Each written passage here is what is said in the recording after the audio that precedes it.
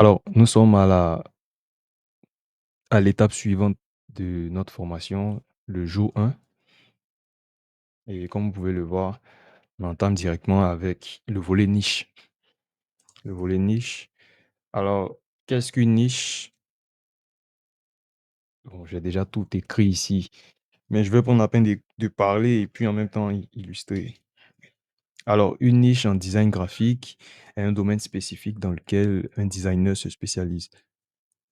Cela peut être une industrie, un style ou un type particulier de service de design qui cible un public ou des besoins très spécifiques. Se concentrer sur une niche permet de devenir expert dans ce domaine et d'attirer une clientèle plus ciblée. Ah, j'ai pris la peine de présenter, mettre des exemples voilà, pour faciliter la compréhension. Entre autres, une niche, c'est un domaine bien précis dans lequel le freelancer ou du moins le designer s'oriente. Voilà, parce que être designer, oui, c'est bien, mais le domaine est vaste, est très vaste. C'est un peu comme l'informatique. L'informatique est vaste. On ne dit pas que je suis informaticien pour l'être, en fait. Voilà. Et donc, et dans notre contexte aussi, on doit être freelancer. On est amené à présenter des services. Et pour présenter des services, vu que le domaine, il est vaste, va falloir se spécialiser dans un domaine. Devenir, si je peux me permettre, un expert dans un domaine, de sorte à cibler nos clients. Parce que l'objectif de cette formation, comme je l'ai dit, c'est de devenir non seulement freelancer, mais de gagner l'argent par semaine. Et donc, pour pouvoir, de façon régulière, de façon constante, de manière constante, excusez-moi, pour pouvoir arriver à ce but-là, va falloir s'orienter vers un domaine précis. S'orienter vers un domaine précis. Bon, je parle assez trop. L'exemple est déjà sous nos yeux. Il y a plusieurs exemples que j'ai listés. Plusieurs niches, voilà, comme on le dit. Il y a le volet identité de marque. Voilà, généralement, on parle de branding ou voilà, tout, etc. Donc, spécialisation dans la création de logos, palette de couleurs, typographie, charte graphique, etc. Exemple, création de logos pour des startups, conception d'identité virtuelle pour des entreprises. Donc là, on parle de branding. Quand on parle de branding, c'est tout ce qui est marque, tout ce qui est élément visuel qui va nous permettre de reconnaître une entreprise. Voilà. Donc là, c'est les éléments qui sont présentés, création de logos, conception d'identité visuelle. L'identité visuelle, c'est tous ces éléments-là qui permettent à un individu de reconnaître telle ou telle entreprise. J'ai même envie de prendre un exemple pour illustrer ça. Déjà, quand on parle d'Orange, l'entreprise Orange qui, en Côte d'Ivoire, gère le volet télécom. Quand on parle d'Orange, tout de suite, on pense à la couleur orange. Ensuite, on pense au logo d'Orange. Ensuite, on pense voilà, à plein de choses, en fait, qui se rattachent à Orange. Orange, dans son volet, on va dire quoi?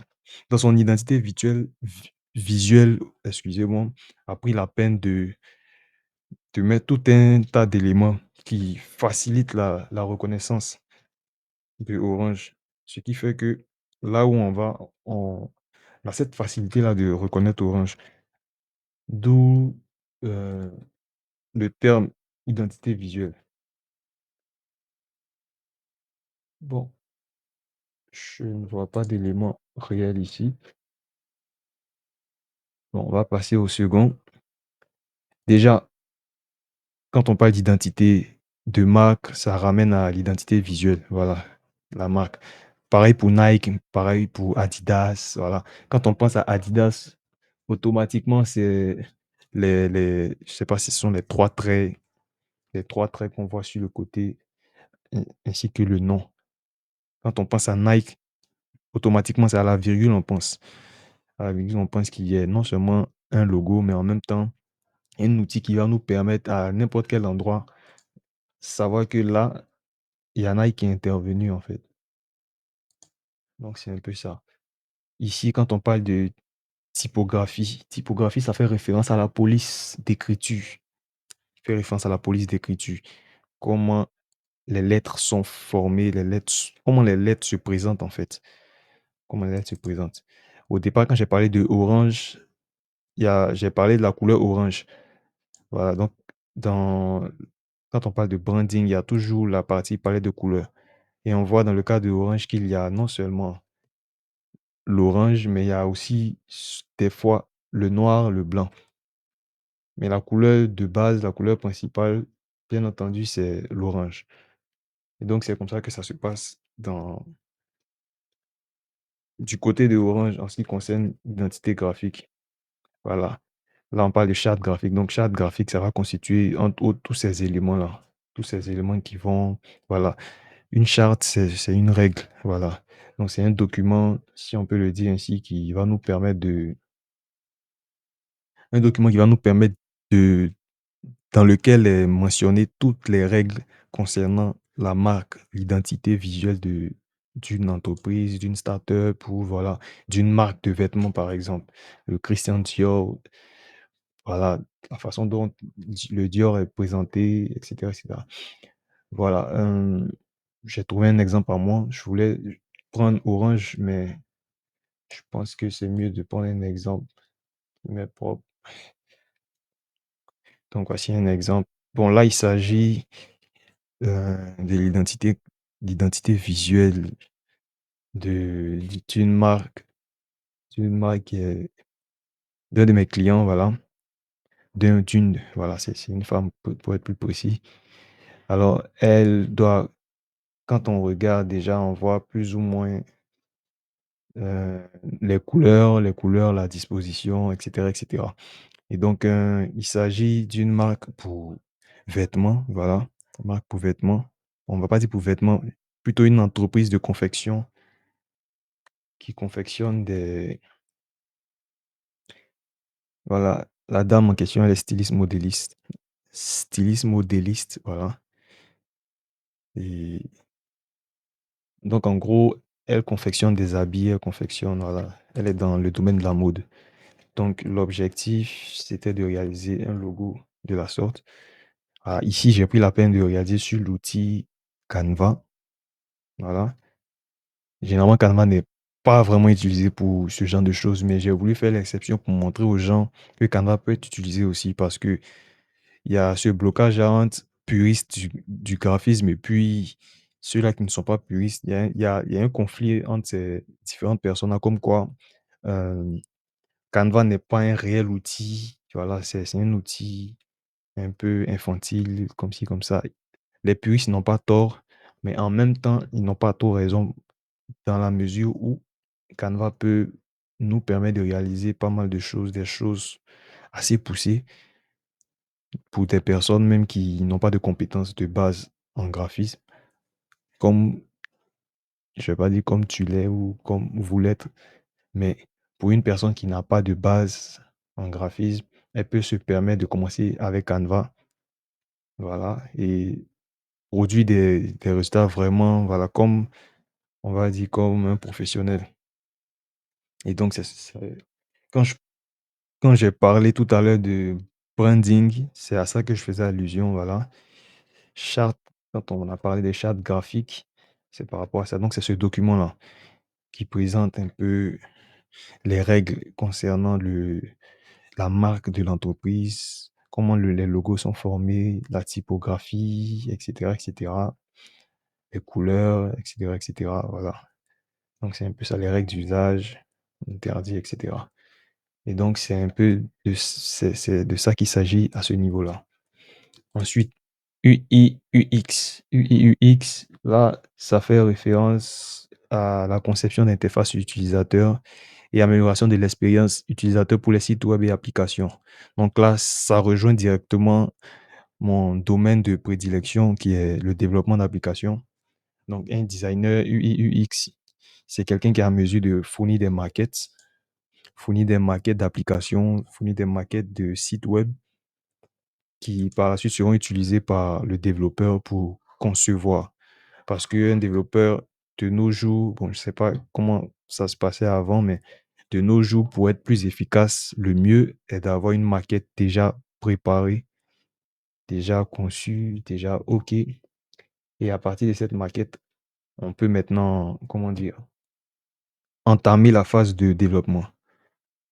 Donc voilà, tout est déjà dit. Je sais pas si je vais illustrer un exemple.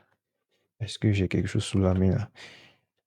Ouais, j'ai une application. Généralement, pour ce qui est de ce domaine de design, généralement, les outils qu'on utilise, on a Figma. Je sais pas si je vais mettre quelque chose ici. Outils, outils utilisés. Voilà. Donc, les outils de design, on va déjà les illustrer. Donc, pour le branding, pour l'identité de marque, de base, on va penser à la famille Adobe, c'est-à-dire Photoshop, Illustrator, voilà, généralement, généralement. Mais vu, vu l'exemple que je viens de vous présenter, il est aussi possible de réaliser, des créations avec Canva. Donc, on va avoir Illustrator, puis Photoshop et Canva. Voilà. Pour ce qui est ici, on va parler de, voilà. Ici, c'est plutôt Figma. Figma ou Adobe XD. Un autre outil de Adobe, voilà. Pour le design d'emballage, création de packaging pour les produits. Ça aussi, c'est un domaine assez intéressant. Quand vous voyez, voilà, on parle de création de packaging pour les produits, notamment dans les industries alimentaires, cosmétiques et électroniques. Donc, vous voyez que le domaine du design est vraiment vaste. Il y a des personnes qui se spécialisent dans ce domaine-là et ils nous réalisent des trucs vraiment intéressants. Voilà, donc, pour la marque, on va prendre quelle marque? Par exemple, Coca.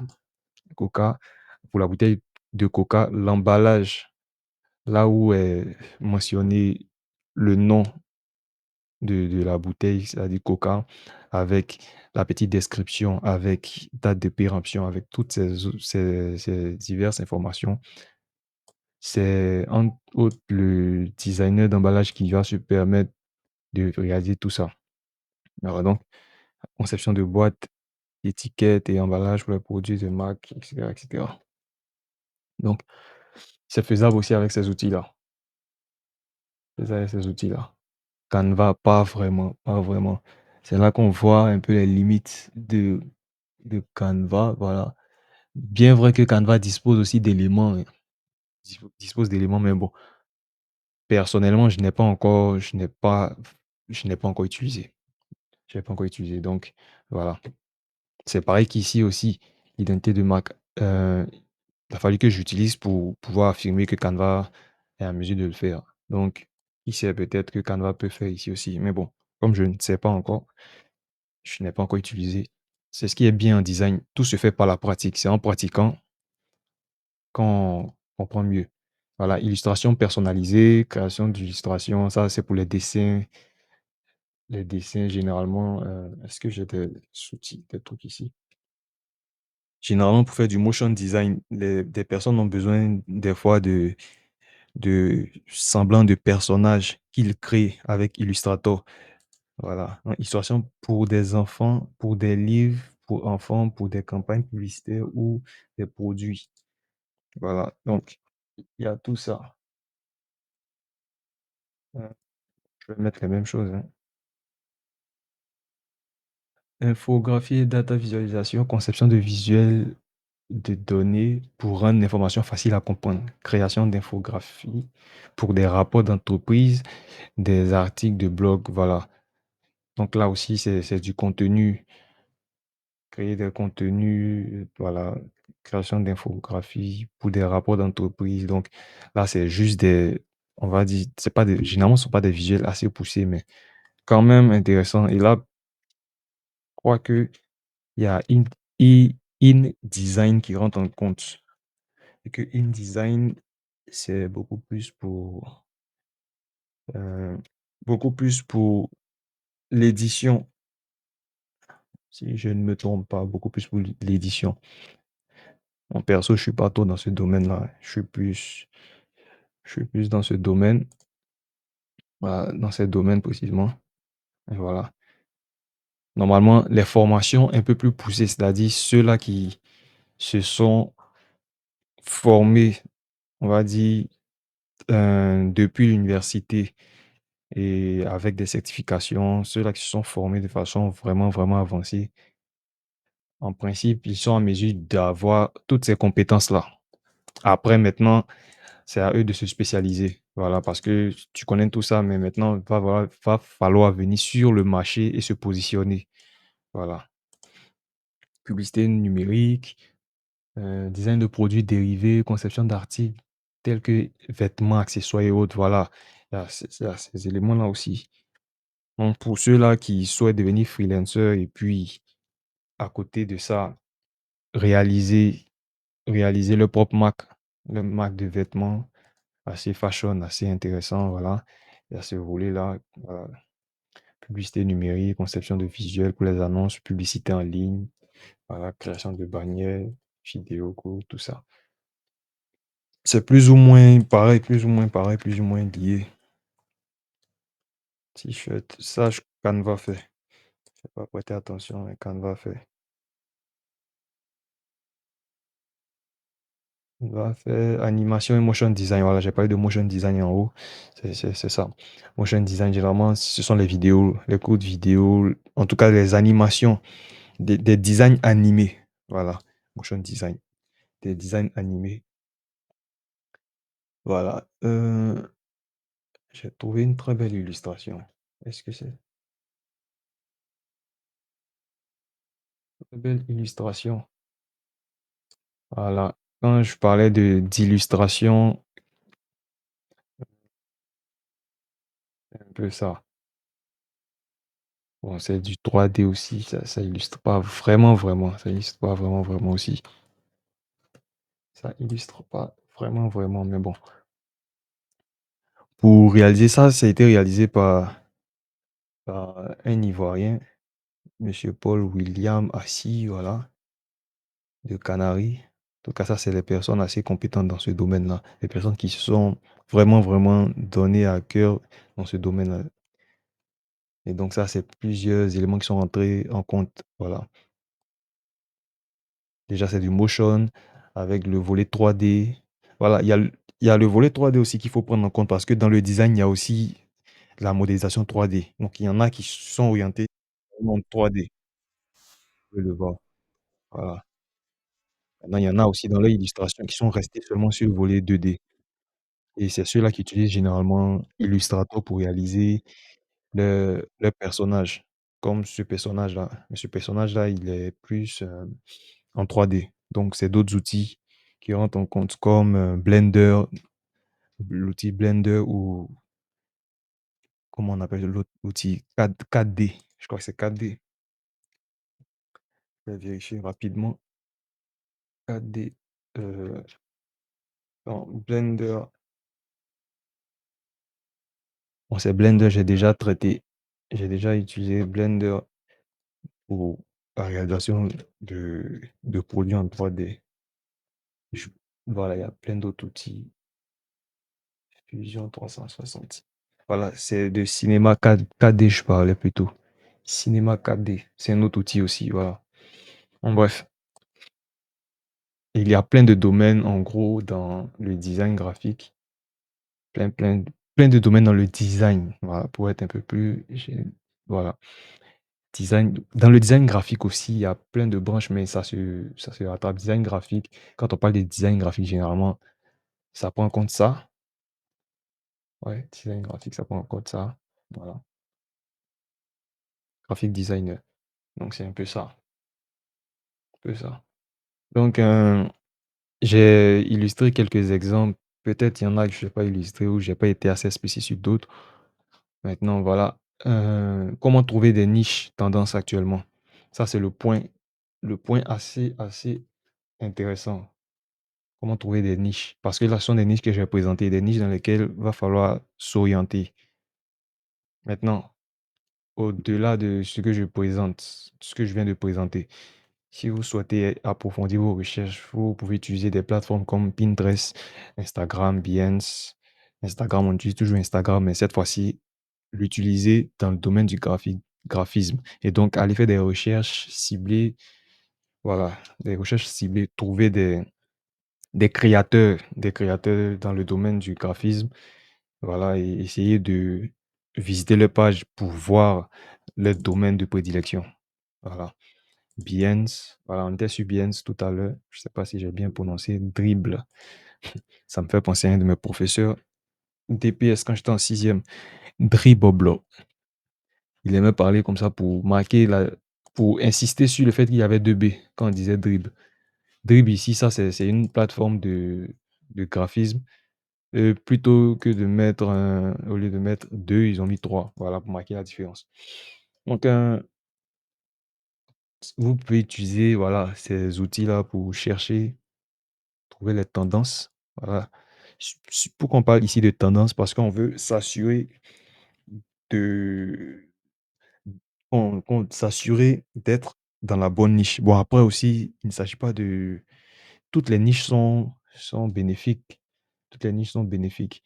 Voilà, dans toutes les niches, il y a des spécialistes. Et parce qu'il y a des spécialistes, il y a des clients, en fait. Donc, toutes les niches sont bénéfiques. Maintenant, la recherche, elle est personnelle, les préférences sont personnelles. Voilà. Par rapport au type de client qu'on souhaite personnellement toucher, voilà, on va choisir. Donc, on peut aller faire des recherches, analyser les demandes croissantes dans certains secteurs spécifiques via des outils comme Google Trends. Voilà, Google Trends, c'est très utile. Upwork, Fiverr, ça sont des plateformes de freelance. Voilà, des plateformes sur lesquelles on va pour postuler en tant que freelancer. Là-bas, l'inconvénient, c'est qu'il y a des frais. Donc, quand tu vas traiter avec va traiter les clients, la particularité de ces plateformes sont des plateformes qui se présentent comme intermédiaires. C'est-à-dire, tu viens, toi, te positionner sur la plateforme pour dire que tu proposes des services et la plateforme aussi va te trouver des clients. Donc, les clients vont se promener sur ces plateformes et une fois qu'ils trouvent ton profil qui est bien positionné, ils viennent vers toi ou voilà. Bon, chaque plateforme a sa façon de fonctionner. Des fois, c'est le client qui vient vers toi, des fois, c'est toi qui vas vers le client. Voilà. Il y en a d'autres aussi, comme Web. Avant, on appelait ça 5 euros. Ça, c'est une plateforme, une alternative à ces deux plateformes-là, mais elle est française. Voilà. Donc, vous pouvez aller aussi sur cette plateforme pour voir un peu les domaines. Les domaines, parce que là-bas aussi, c'est là qu'on voit que chacun s'est spécialisé. Voilà, j'ai oublié de mentionner même le volet miniature. Spécialiste dans le volet miniature. Quand je parle de miniature, je veux parler de ce qu'on a sur YouTube. Les miniatures YouTube, quand on réalise, pour les créateurs de contenu de vidéos, pour réaliser les vidéos, avant d'entrer dans la vidéo, il y a une miniature qui se présente.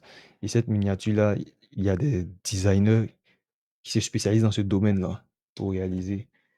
Voilà, je vais montrer un exemple rapide. Voilà. Donc, c'est de ça que je veux parler quand je parle de miniature. Voici une miniature. Voilà, c'est directement une image. Voici une miniature. Voici une miniature. Voilà. Donc, c'est ça, les miniatures. Et il y a des personnes qui se spécialisent dans ce domaine-là. C'est-à-dire qu'ils font des créas. Voilà. Avoir une miniature facilite, je ne sais pas si elle dit le taux de conversion ou bien. Voilà. Ça, c'est plus la miniature est attrayante, ça amène l'individu à cliquer sur la vidéo, en fait. Voilà. La vidéo est plus parlante. Tu vois 500 euros par jour, tu vois mensonge, voilà, ça t'intrigue, tu as envie de cliquer dessus. Là, tu vois, même si tu n'as pas encore lu le titre, ça te donne envie de cliquer dessus. Pareil pour ici. Donc, c'est un peu ça. Et il y en a qui se spécialisent dedans.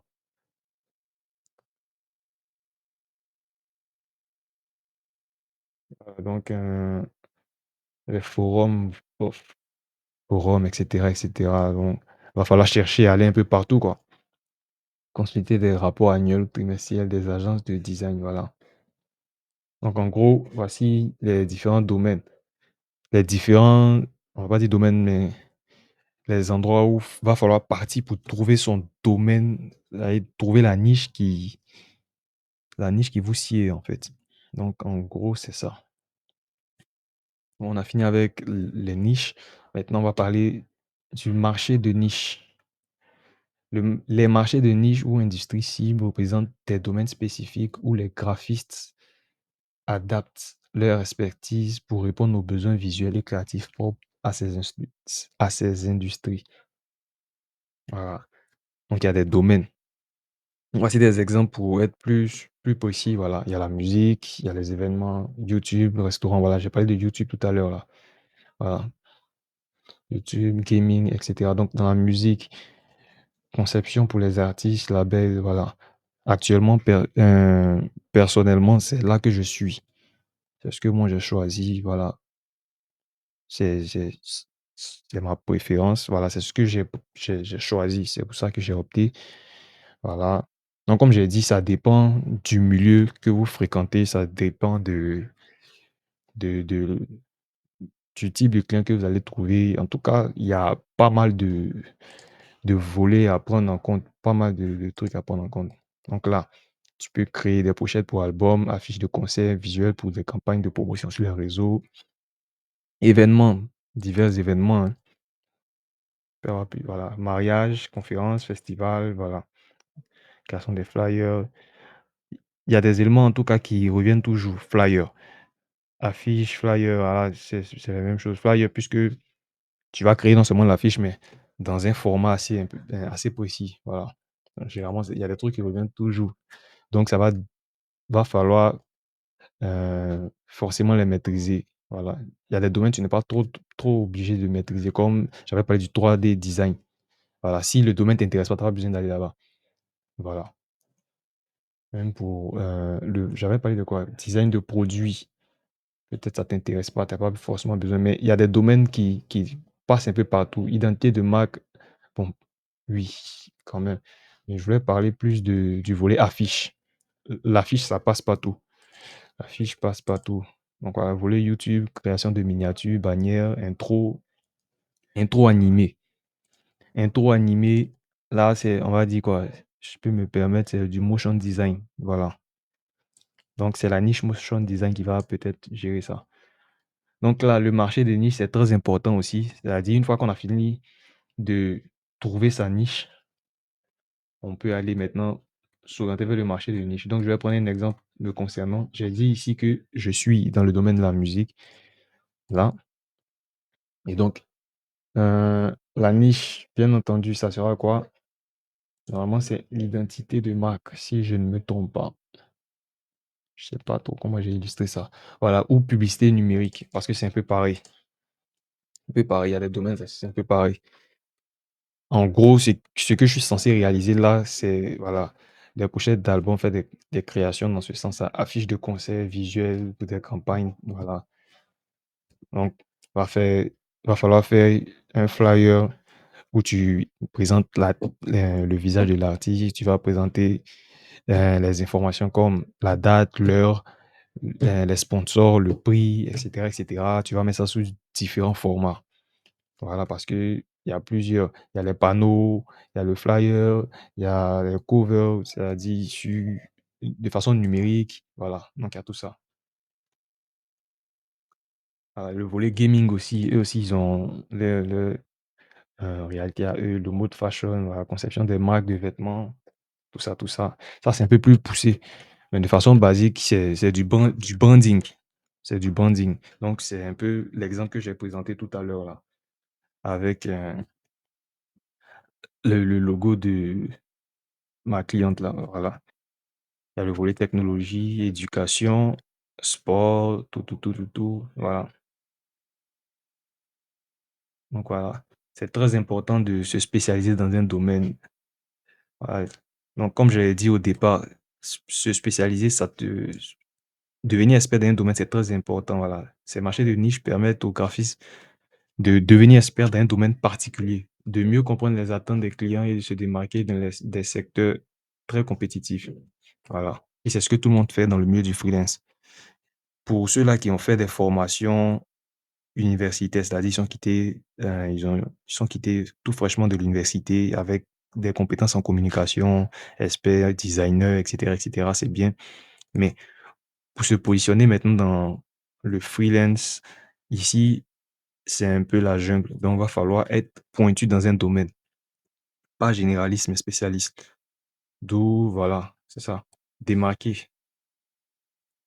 Secteur très compétitif. Ça, ce sont des mots assez parlants qui seront, voilà, qui sont assez parlants dans le domaine du freelance. Toujours se démarquer, dans un secteur très compétitif, voilà. Pourquoi se spécialiser?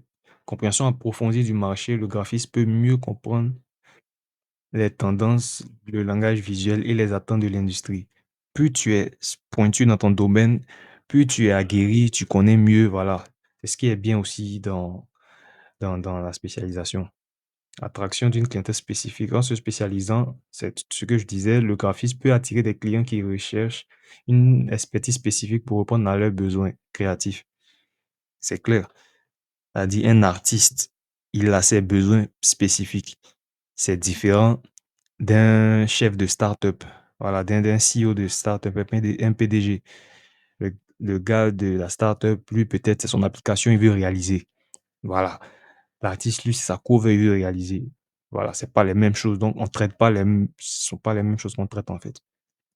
Le, celui qui veut sa start-up, bien entendu, c'est vers l'UX designer qui va s'orienter pour réaliser ses maquettes, pour, voilà, faire tout ça. Et peut-être même, il va réaliser aussi l'identité visuelle. Peut-être qu'il va réaliser l'identité visuelle, c'est-à-dire choisir les couleurs, choisir le logo, tout, tout, tout, tout, comme ce que je vous ai présenté là.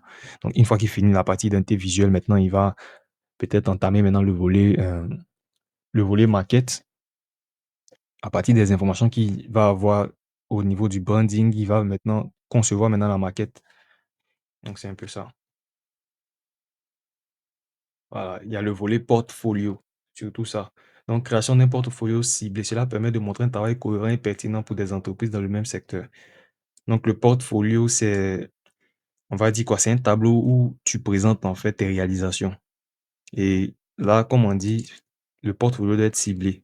Voilà, donc quand tu es dans un secteur spécifique, quand on va observer ton portfolio, tes réalisations, on va voir que tu es orienté vers un domaine très précis et donc le client sait qu'il doit avoir affaire à toi parce que ce que tu proposes, c'est ce qui l'intéresse. Donc, c'est un peu ça. Donc, en gros, je crois que le jour 1 est terminé. On a vu la niche, le marché de niche.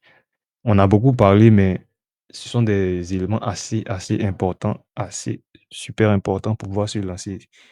Et donc, déjà, l'exercice va consister ici à d'abord trouver sa niche, ensuite trouver son marché de niche. Vous avez déjà les ressources là où va falloir aller chercher. Et donc, pour le jour 1, c'est ce qu'il va falloir faire. Commencer à chercher votre niche, commencer à aller sur les canaux pour les trouver. Commencez aussi à chercher aussi votre marché de niche et s'y installer. Donc, c'est un travail en mon sens, est faisable en un jour, même si ça peut prendre assez de temps. Mais pour être plus direct, pour une personne qui est employée voilà, à un poste ou bien un étudiant qui est occupé par ses devoirs ou un retraité qui est occupé par les charges de maison, je suppose, voilà, il est, en mon sens, judicieux de le faire en un jour. Voilà. Merci à vous. Et on passe au suivant.